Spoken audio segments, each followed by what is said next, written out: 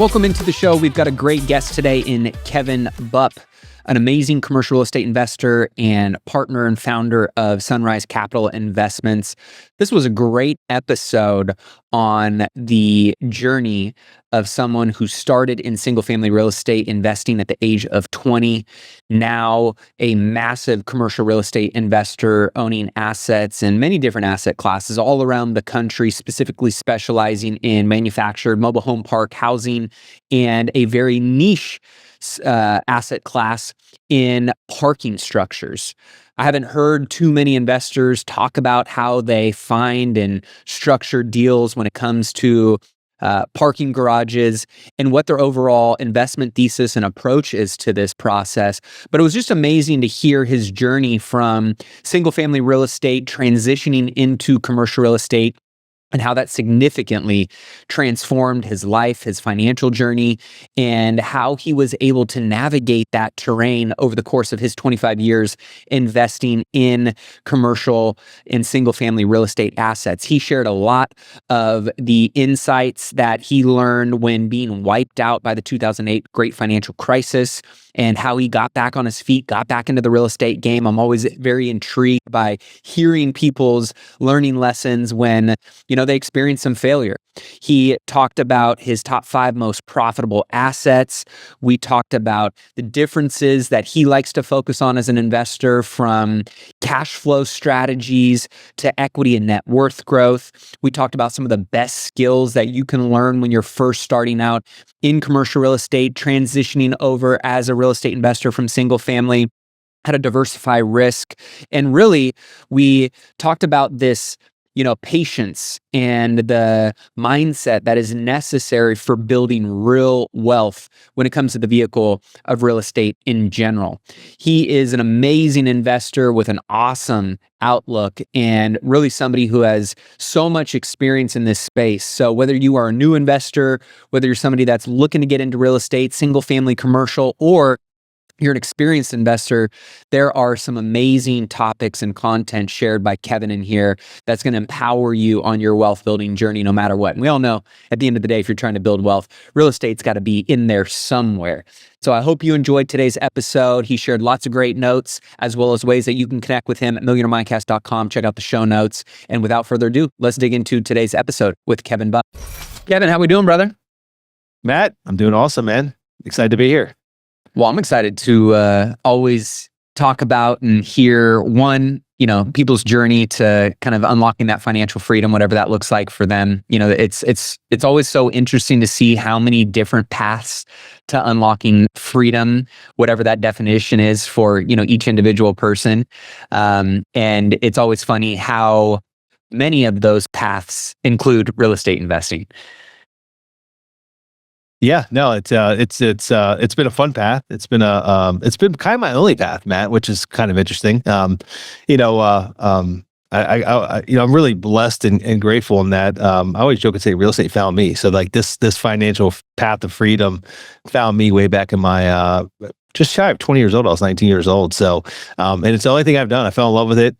Basically, as soon as I learned just a little bit about it, it got me excited, got me intrigued. It's the first thing that during that stage of my life was the first thing that got me really all jacked up and excited, and something I felt like I wrapped my arms around. I wasn't really academically driven in high school, just got by, was going to college, just getting by, like not really sure exactly what I wanted to do. And when real estate came across my desk as an opportunity, I jumped on it, and I really haven't looked back. I mean, I joke and say that I've never really had a real job. I attended a bar for a couple years while going to school, and my first couple of years of trying to, find my path and buy real estate and rental properties and all that. And but that's about as close as I got to a real job. So that's great. It's been a fun journey. And what was that at 19? Like when you say it came across your desk, right? What was it that put it on your radar that got you? I know for me, when I was younger, right, I was like, anything that can make me wealthy, financially free, big checks, freedom over my schedule, all of that kind of stuff. Real estate checked all those boxes, and obviously the ability to build wealth in the process outside of just collecting a paycheck. What was it that kind of came across your plate that got it on your radar? Yeah, I mean, going back even before real estate, I was always an entrepreneur. I grew up in a both my parents were they had full-time jobs, blue collar family. We didn't go without. I mean, we weren't rich, we weren't poor. We're kind of right in the middle. But we definitely surely live like, week to week, month to month, paycheck wise. It's like, now looking back, I kind of reflect on like just some pretty poor financial decisions my parents made on a regular basis, which is like cars and trading in cars and rolling negative equity and all this kind of crap. And, experienced them filing Chapter 13 bankruptcy 2 different times, before my 18th birthday, to avoid a foreclosure on their house because they made some bad choices on buying things and they couldn't make a mortgage payment, right? Just stuff like that. And so like I was always, even from a young age, like outside of like maybe Christmas or a birthday, like we didn't, there was no, like we didn't get new things, right? Like, I had a bike, but like if I wanted the newest, latest and greatest, I better figure out a way to go make the money myself to buy it, or whatever it was that I wanted at that age, in the period of my life. And so from an early age, this is back when it wasn't considered child abuse when kids were mowing grass and things like that, right? So my dad, literally, we had chores as kids, and I think I was probably 7 or 8 when my chore, my brother's chore, we'd split it up each week and we'd mow the grass, right? Like we would go ride our bike up to the gas station, get a can of gas, and fill up the mower and mow the grass, and ultimately had an elderly neighbor that struggled to mow their grass, and I offered to mow for him. He paid me $10, and a light bulb went off. Like that was like kind of the first point in time where I saw an opportunity to maybe make money out of something I really didn't even hate doing. Like I actually enjoyed going out there and mowing it, and it was always fun to make lines in the grass and all that. So like from an early age, I always tried to figure out a way to make money. And so it went from mowing grass to shoveling snow to at the age of 12, I got a paper route.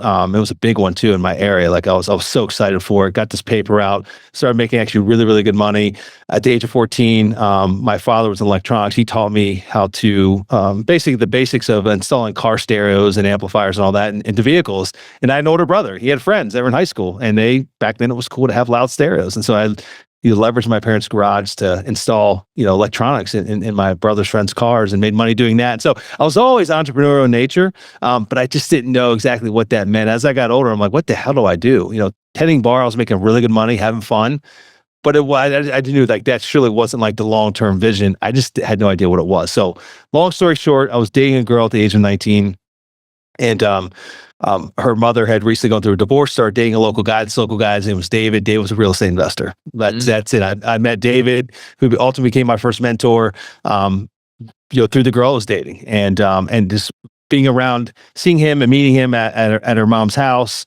She still lived at home at that point in time with her mom. So I would be around David. I'd see him. We'd have dinner sometimes together at their home, and I got to know him. And he was he lived a very different life than I viewed him very differently. Now looking back after reading Rich Dad Poor Dad, like he was the rich dad, and my dad was a poor dad, and don't mean that in the derogatory sense, Dad, if you're listening. But just generally speaking, like how he viewed things, how he viewed investments, how he just even just the swagger. I mean, just how he looked at everything in life was through a different lens than that of what I grew up with. And so that was intriguing to me. And he drove a nice car. He seemed to have a lot of flexibility in his lifestyle. Like he was around the house at like, he'd show up at 2:00 randomly in the afternoon. I'm like, in my mind, I'm like, that's when old people are supposed to be working, right? Like what's he doing here? Right. So come to find out, he's got rental properties that he's got tenants in, and they're paying his mortgage and his expenses, and he's making cash flow from this portfolio that he has. And so that was the first introduction. I mean, he basically, what ultimately occurred is after a couple months of knowing him, he randomly invited me.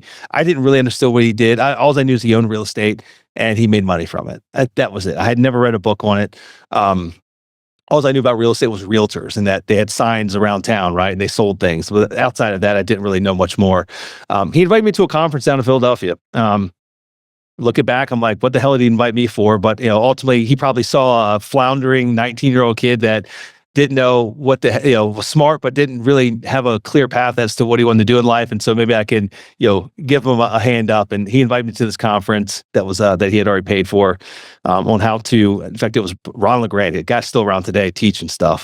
That's wild. But how to basically it was a conference on wholesaling and fixing and flipping houses. And what came out of that was not. I didn't learn everything I needed to know, but what came out of that was excitement. And I met a lot of other folks during those 3 days that didn't feel any smarter than I was, but that were doing way bigger things than what I was doing. And hadn't been doing it that long. Some I met that, a year or two, and they're making, they're cashing checks on wholesale deals for 15 grand, 20 grand, or they're flipping houses, making 30, 40, 50 grand. And that was like just mind blowing to me. And I'm like, well, if they can do it, I can do it. So that's where it started. And ultimately, I ended up coming back and I went to work. I knew that I wouldn't be able to do it on my own, and there'd be a better way to just be around David more. And so I kind of made him an offer he couldn't refuse, which was basically, I'll come to work for you for free in between tending bar in the evening. And I had like I had like 12 credits. So I wasn't taking a lot of classes. And so I did. He accepted the offer. I went to work for him for over a year. Whatever he needed. Literally, I'd return phone calls, I'd drop off leases, I'd pick up supplies from Home Depot, I'd go pick up coffee, whatever the hell he wanted or he needed, just so I could be around him, listen to him, what he said, how he said it, who he said it to, why he said it. And just through osmosis, I learned the business, the basics of the business, and ultimately bought that very first rental property just over a year later at the age of 20. And that was the start of it. So that was a very long-winded answer to the kickoff of this call. So I'll shut up now for any clarifying questions. I mean, I think I was age of 20. I'm 45 now, so I've been doing it now full time for 25 years. Amazing. And it's been a fun. Well, I'm excited to hear about the climb and the journey after that, right? Because I think everybody has kind of that fork in the road moment where you are on a path and you could keep staying on that path, but you may, feel like it's just not the right one that feels aligned. Then all of a sudden you get this opportunity to, take a different path. And some people go down it, and take that leap of faith and burn the boats and lean in. Like you did, very similarly.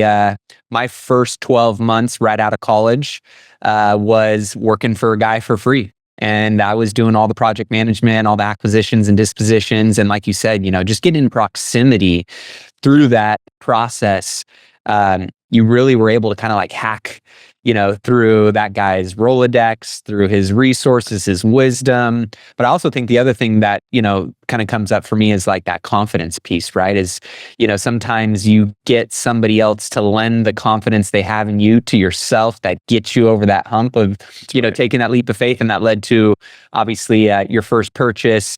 I heard before we got on the call, some of your latest purchases, which are, probably 100x the size of that one little single family house.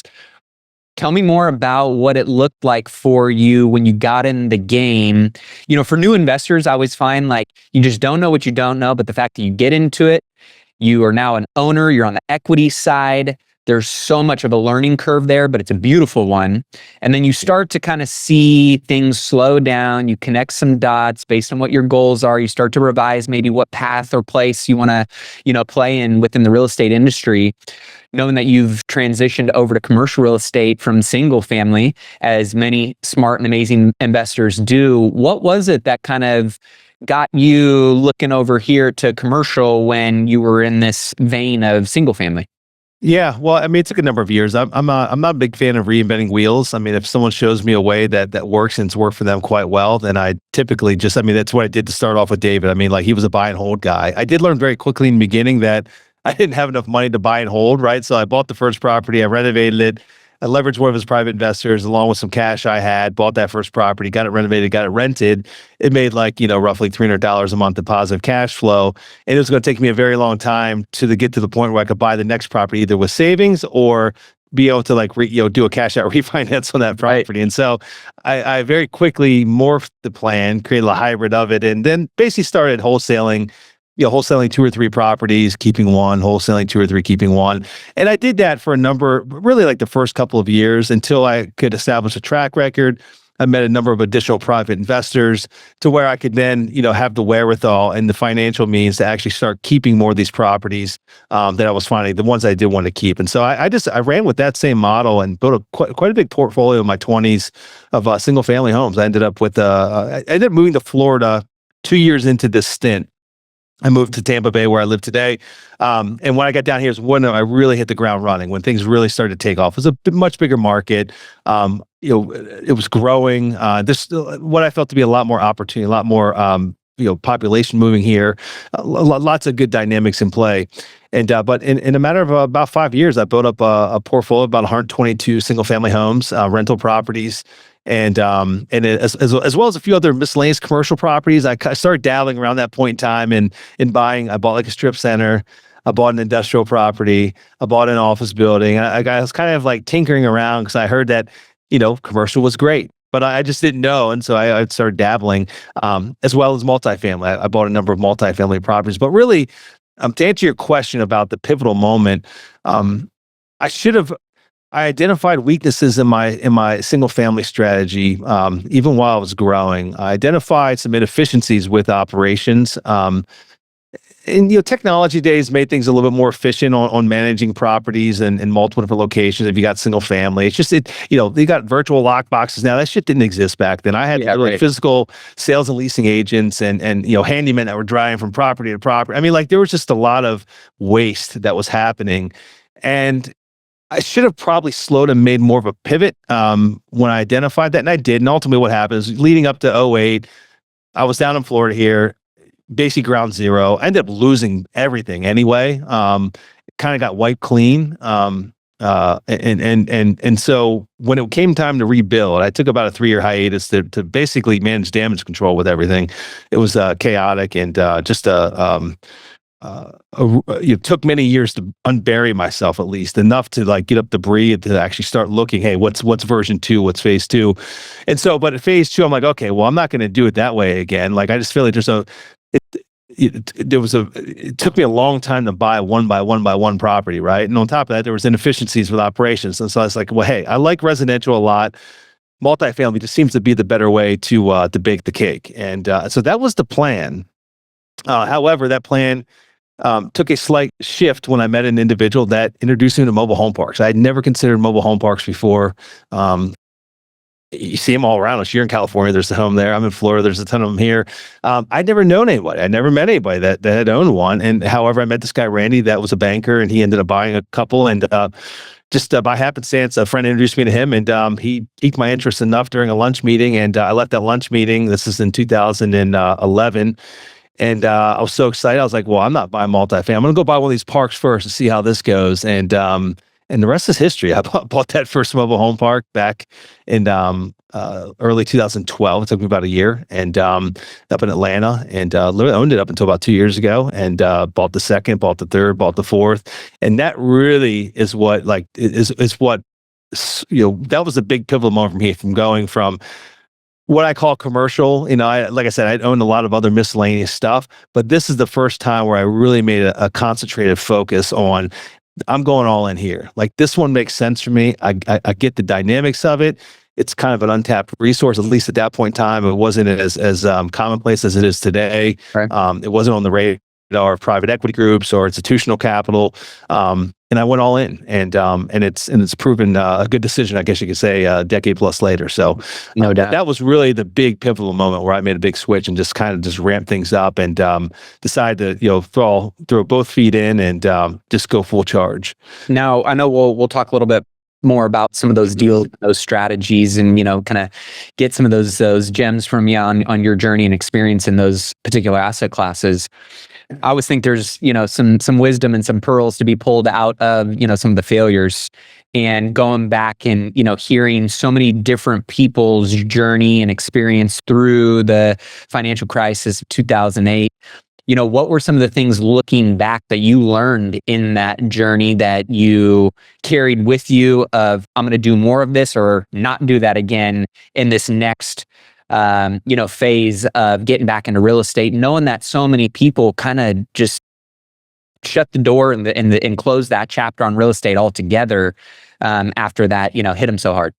Yeah, again, one of them was just the type of assets I was investing in. I think there was a better way to skin the cat than buying single family homes one at a time.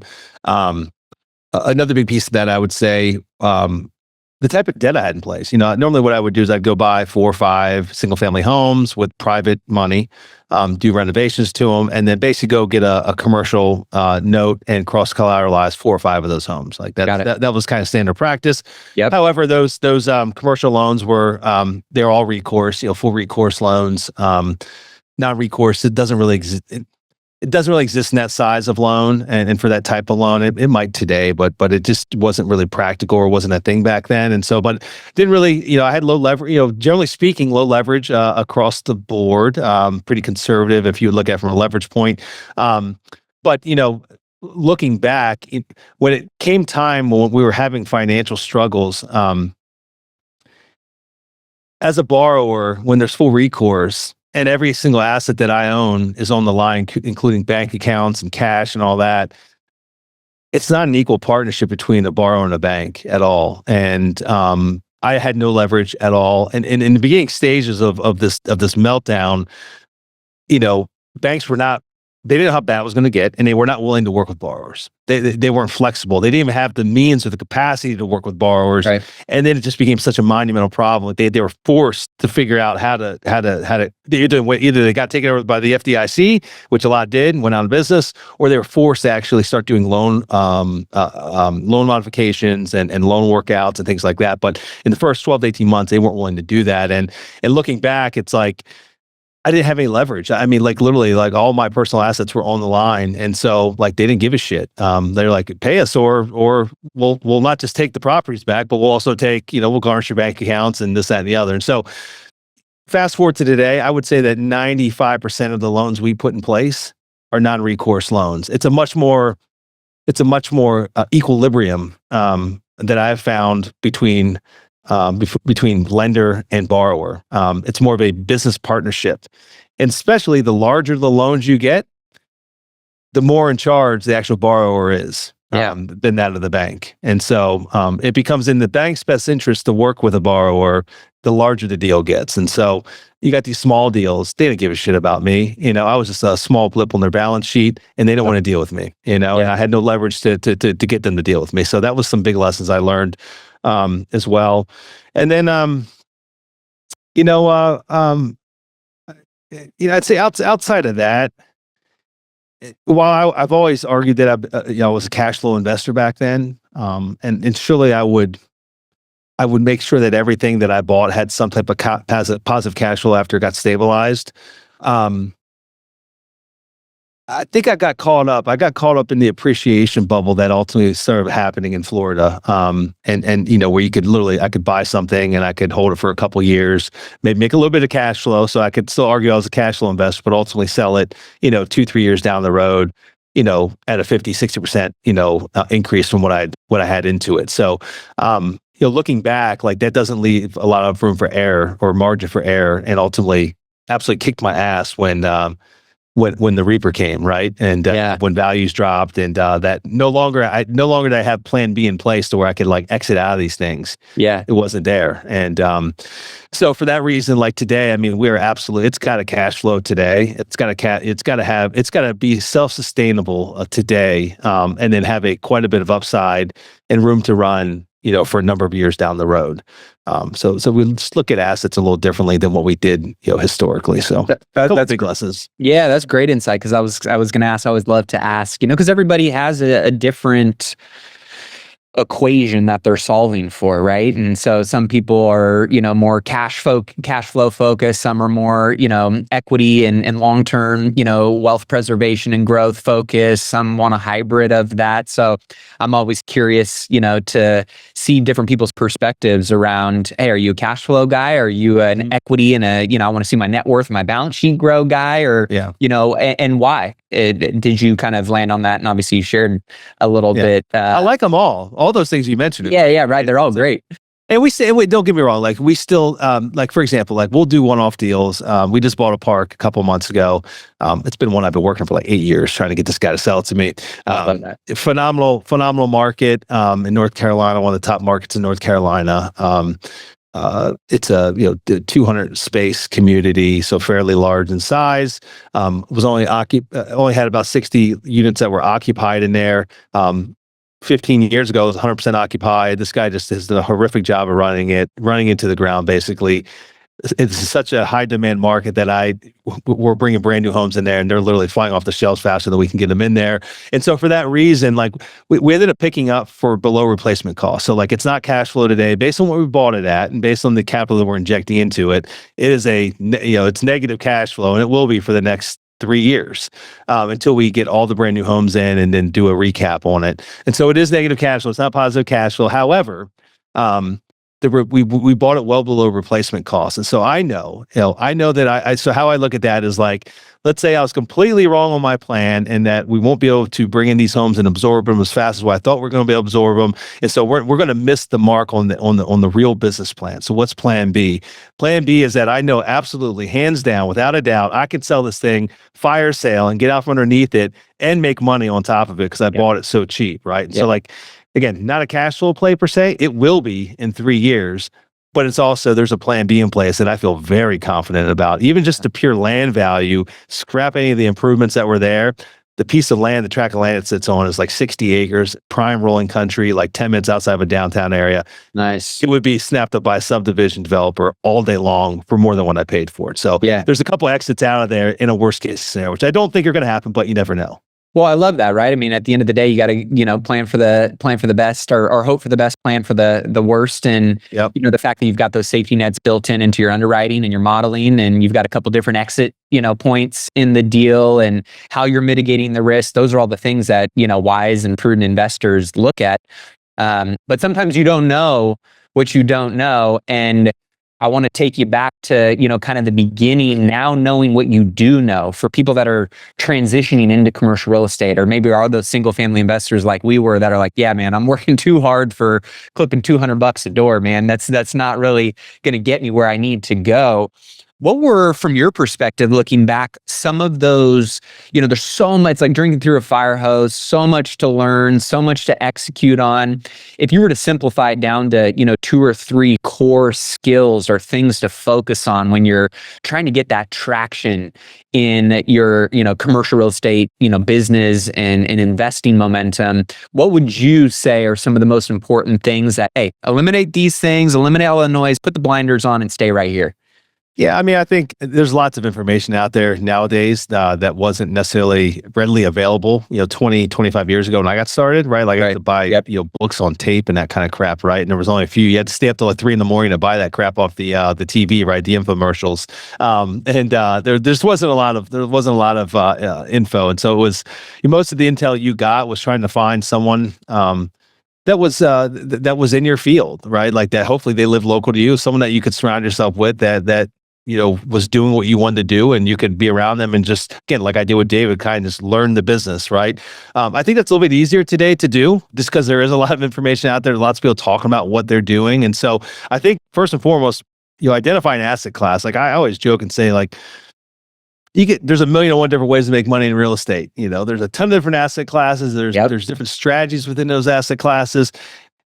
Not one is better than the next. I mean, surely one will have an argument as to why one's better than the next, but like you can make money in all of them, right? Like, so I'll leave it at that. I don't need to go any deeper. So pick one. Find one for whatever reason you feel is best in alignment of what you want to achieve, your goals you want to achieve, your lifestyle, your personality, whatever it might be, right? Just pick one. And it doesn't mean it can't change down the road, but pick one. And then go deep, don't go wide, go really deep, learn as much as you can about the asset class, surround, get to know people that are actually doing what you want to do. Like, you're in the hotel space, get around guys like Matt that are actually buying hotels, that are not just talking about it. They're not just at meetups on a weekly basis or a monthly basis, but they actually own hotels. They're actively buying and doing transactions.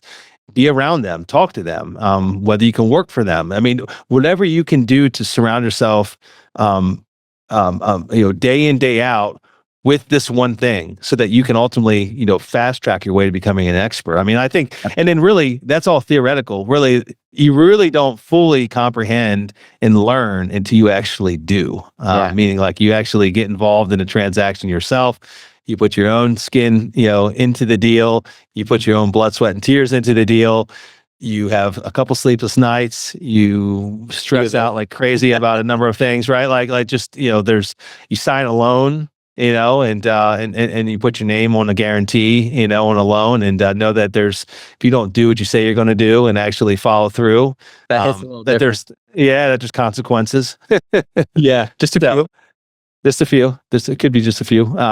So really, I think the information's out there, Matt. I mean, for folks to get started, I think it's just a matter of taking, picking a lane and then taking action. And again, to argue that I don't know where to start, or I don't know where to get the information. I think that's just an excuse. I mean, if you're saying that, like, you got some deeper rooted problems you got to kind of work through, and identify like who you are, what you really want to do. Because if you are ready, it's there. Like, it's, the information is readily available. Yeah. I'm, curious how you dabbling in office, industrial, multifamily, retail. How'd you land over the course of your career on, I love manufactured housing, mobile homes, and, one that we haven't talked about yet, which is parking garages, which is a really awesome niche that I know we'll dive into a little bit. But how did you kind of narrow your buy box criteria to those asset classes, and why'd you let some of the others go, and why'd you, kind of narrow in on those few?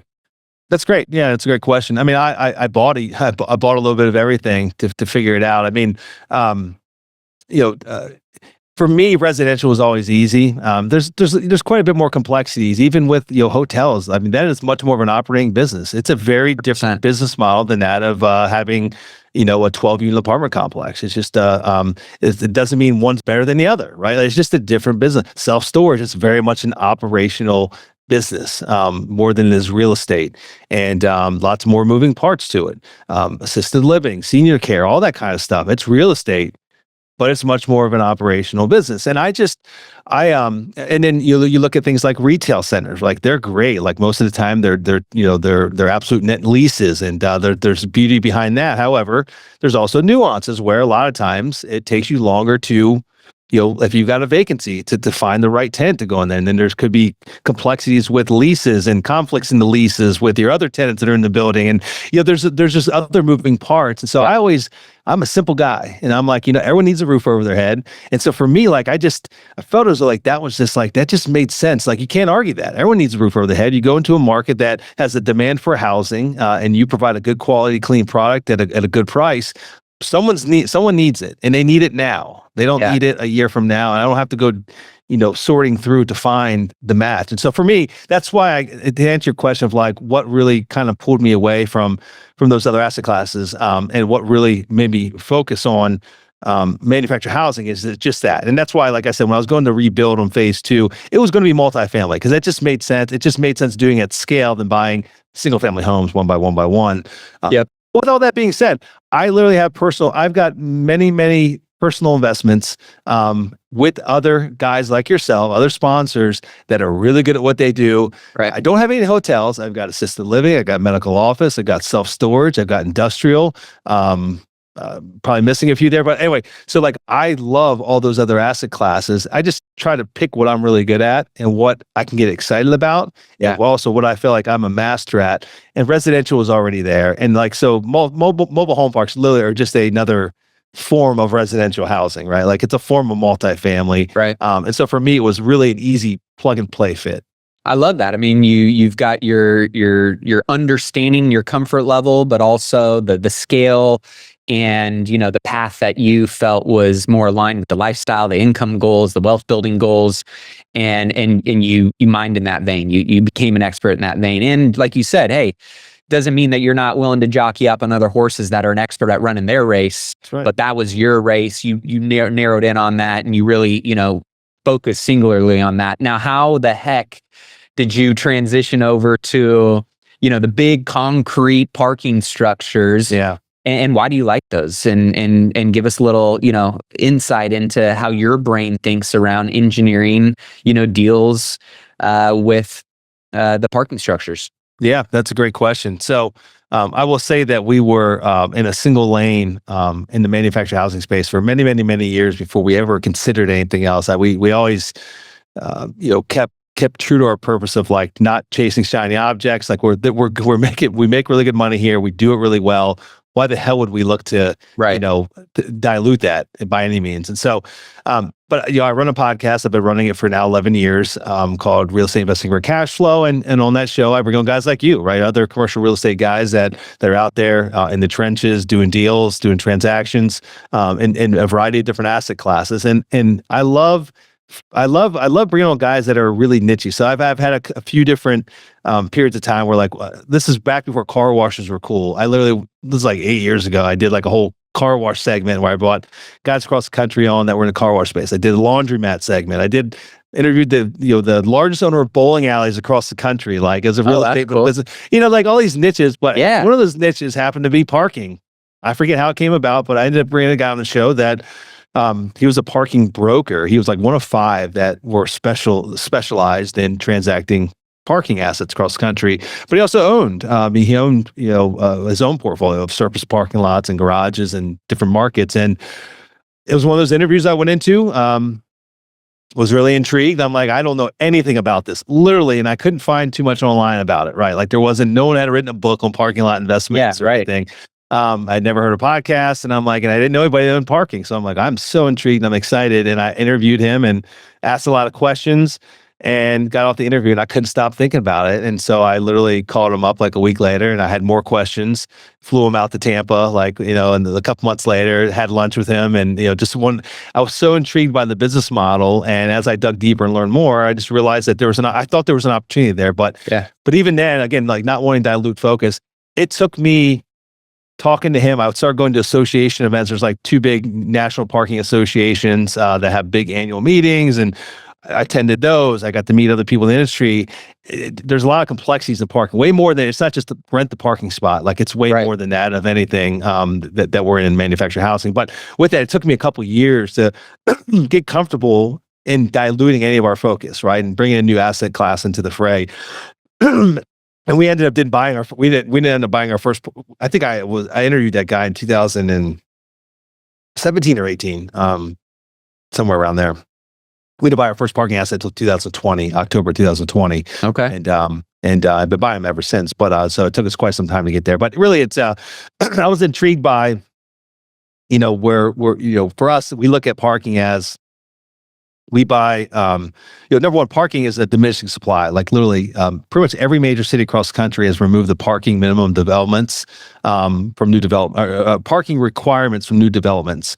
Meaning that, like historically, if a developer came in and said, "Hey, I want to build a multifamily property, I want to build an office building, I want to build a mixed-use condo, whatever," you had to build X number of parking spaces per 1,000 square feet. There was a formula, and most of the time, it was always excess.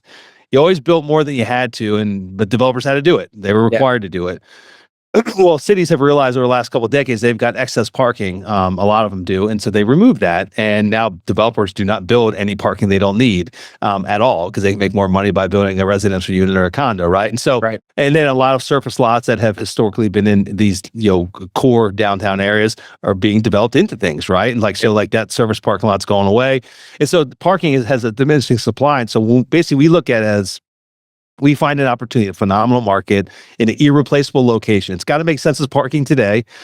Excuse me. It's got to make sense as parking today. And we know that inevitably, whether it be 10 years, 15 years, 20 years, it's going to have a higher and better use of something else in the future. But we'll make a lot of money today as parking.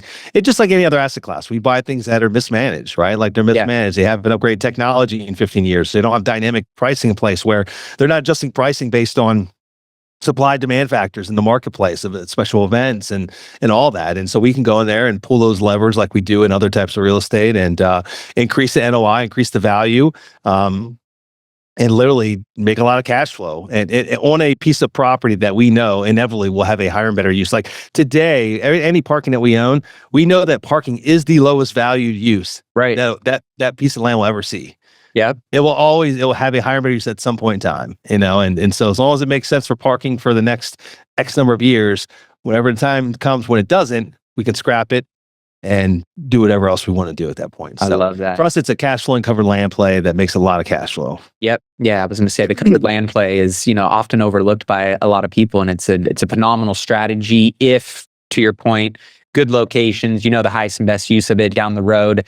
Some of my mentors and the wealthiest guys I know, they are land bankers that love to mothball, A+ quality dirt and core plus locations with stuff like that, where they know, hey, as long as it generates some kind of yield and clips whatever coupon our capital needs, for the next X amount of time.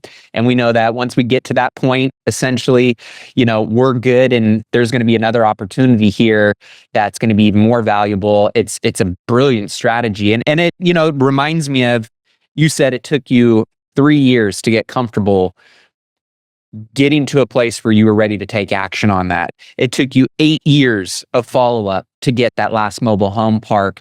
And I think for a lot of people coming into the commercial real estate space, it's really important to have that crock pot mindset versus the microwave mentality that, many people have in single family, more of these quick hits with a wholesaler flip, a lot of in and out, more velocity. But it's obviously not as plentiful and juicy, or the recipe isn't as good with what the dish comes out as, hence the crock pot. But it really does require that mindset and that mentality. So talk a little bit about how your investors, your capital partners, how are you structuring these deals around what timelines? What are your capital stacks looking like? How are you setting the precedent of patience to allow the recipe to come together to create that great dish? Yeah, no, it's a great question, and we've evolved over time. I will say that we do everything in a fund structure. We're currently on our fourth fund. It's a $100 million fund. We're about 18 million shy of wrapping up that fund. Great.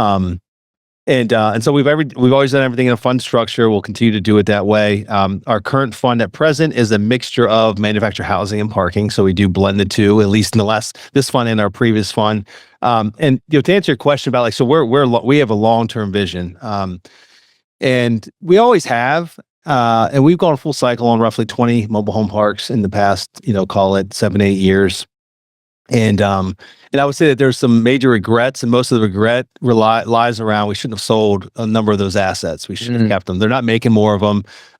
Every time we sell one, it becomes inherently more difficult to find a replacement of one that we know the ins and outs of, all the skeletons, right? Like something you already own, like you've worked out all the kinks, all the skeletons that are in the closet, right? Yep. And again, we're in an asset class where they're not building more. And same with parking, like they're not building more of it. And so we've really morphed. And they don't go around like our investors get jazzed when we go full cycle. But the funny thing is, we've found that a lot of our investors over the years, when we've gone doing full return of capital or we sell assets, we get more negative feedback than we do positive feedback. And most of it relates to they're happy to get a check, but number one, now they've got a tax problem that comes as a consequence, right? So the mobile home parks have incredibly high depreciation. They're probably the most tax efficient asset out there. So for every dollar of value in a mobile home park, we're typically able to give our investors, and it's trickling down now because of the scaled back of the bonus depreciation. Right. But like this year, the last park that we just bought of the year, basically for every dollar of value in that park, we end up getting about 68 cents of a paper loss. And so whenever we go to sell something, there's recapture, right? Like number one, you get a gain on the upside, and then there's recapture that you have to pay. And so we found our investors you made us really happy back then, and I'm happy that you made us a profit. However, I got to find another home for this money, and you gave me a major tax consequence I got to deal with. You kicked the can on it, but now it's here, right? And so for that reason, we've really evolved our strategy. Number one, to focus on keeping everything that we want to keep, we're going to keep it, not be forced to sell it. And that could mean 10 years, it could mean 20 years. But for that reason, we've really started evolving who our target base is for investors. I don't want the guy that, we're not the right fit for the guy that's looking to recycle his capital every 3 to 5 years. He's not, we're not looking for a guy that's only IRR driven. That's really the only metric that really matters the most to him. That's not a good fit for us. We're looking for the guy that's pretty much at the wealth preservation stage. They made good money. They're looking to get steady clips. They want to have passive income. It doesn't have to be in the tune of double digits, a double digit returns on an annual basis. They just want a high quality asset in a high quality location, and they want to know that the money is going to come for quite a number of years, and that I'm not going to call them with a tax consequence or an issue every couple years, and then put them to work to go find something else to put that money back into. So now our investor base really is much more it's a better alignment of who we are and what we're doing, and they've got a good estate planning in place. They're looking more to the long term, whether it's them or their next generation that they're going to pass us on to. Yeah. So that's kind of how we've built out our fund structure, who we work with, who brings capital into our deals. And again, just all built around a long-term horizon, 10 plus years. Well, I love that, and it's inspiring to hear your journey, because it kind of, I think, one thing I want to spotlight for any listener that, whether you're starting your first business or you are looking to transition from one business to the next or one side of the industry to the next, single family to commercial. I know for me personally, and I'm curious to hear your answer, when I got into wholesaling my first house and how fired up I was. If you would have told me that a decade later I'd be, selling a hotel portfolio and I'd be owning, commercial strip centers and I'd be doing all these things, I'd say, man, that's amazing. But like, I can't imagine that, right?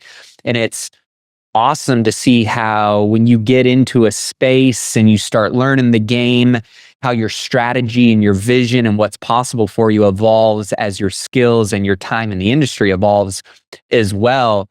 I'm curious, did you ever envision being here?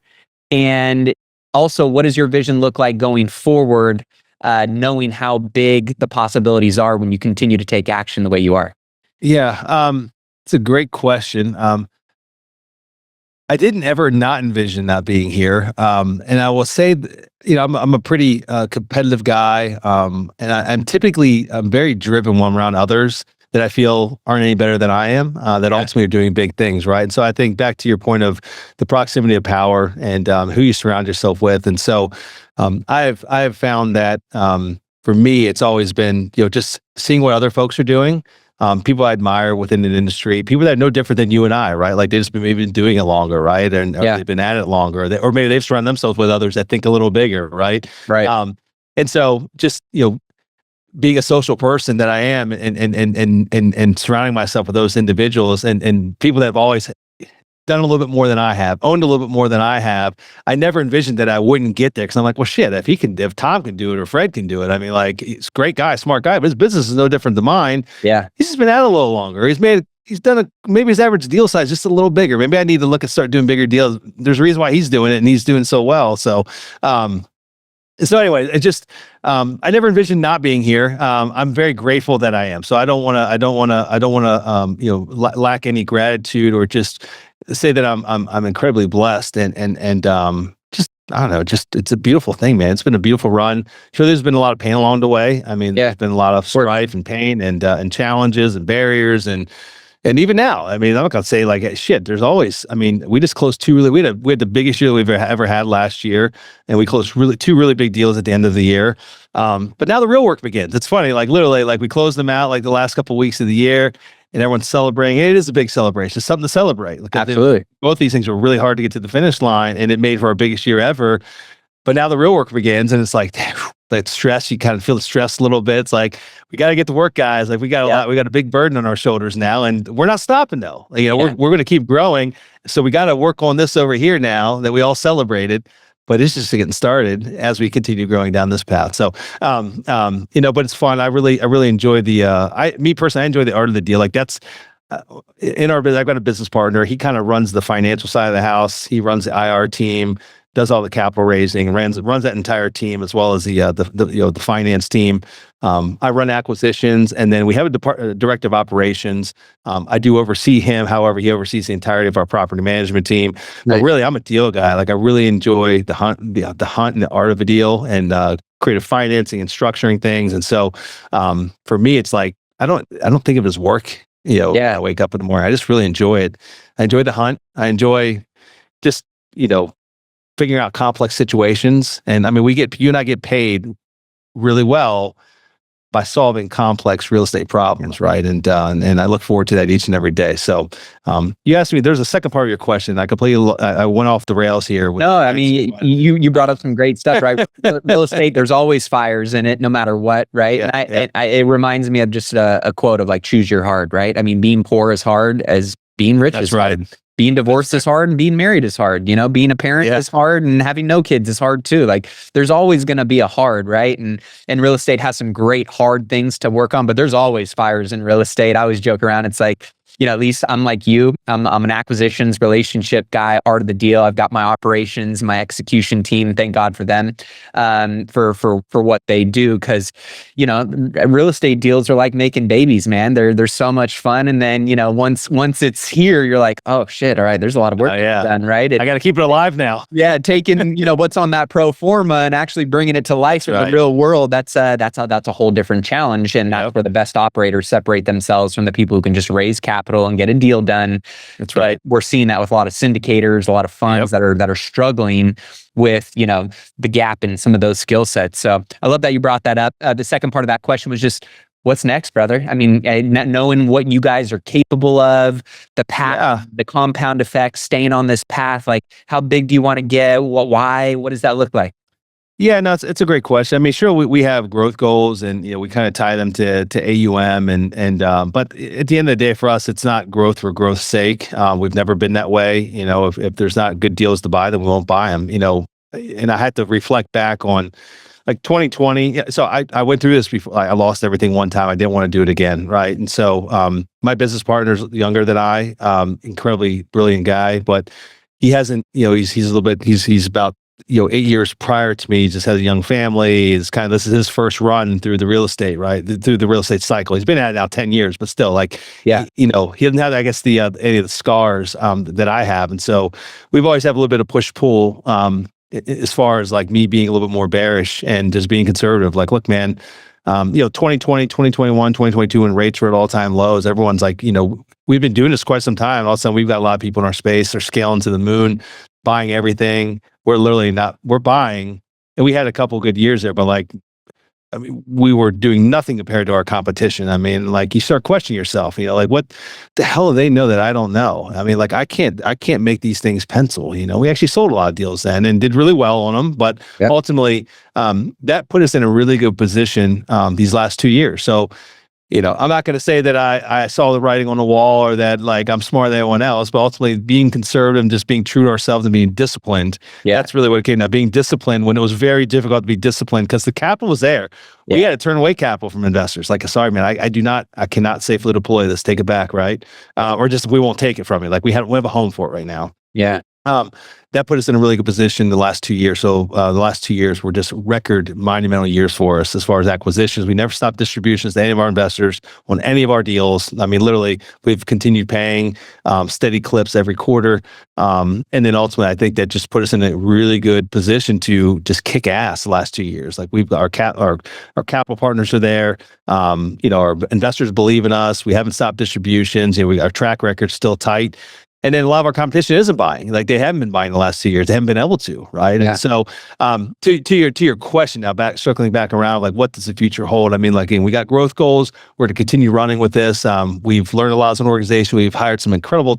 Last 2 years, we've also hired incredible talent. We've really taken advantage of the displacement in the marketplace to bring in some top tier talent that, from groups that are now have retracted quite a bit, right? They're doing layoffs and they're letting people go, and we're plucking the best talent there and bringing them over and really putting the pieces of the puzzle in place in the foundation so that, if the opportunity exists to continue growing at this clip, we will. Or if it doesn't, we'll maintain status quo and just continue doing what we're doing. And so long as everything that we do makes economic sense and it's in the best interest of us and our investors and all of our partners. So that's it, man. Just at the end of the day, have fun doing it. We want to make money, but have fun while we're doing it, and just build something that's really got legs and is sustainable. For me, that's the most important part, I think, of what we're building, the company we're building. It's just something that's sustainable.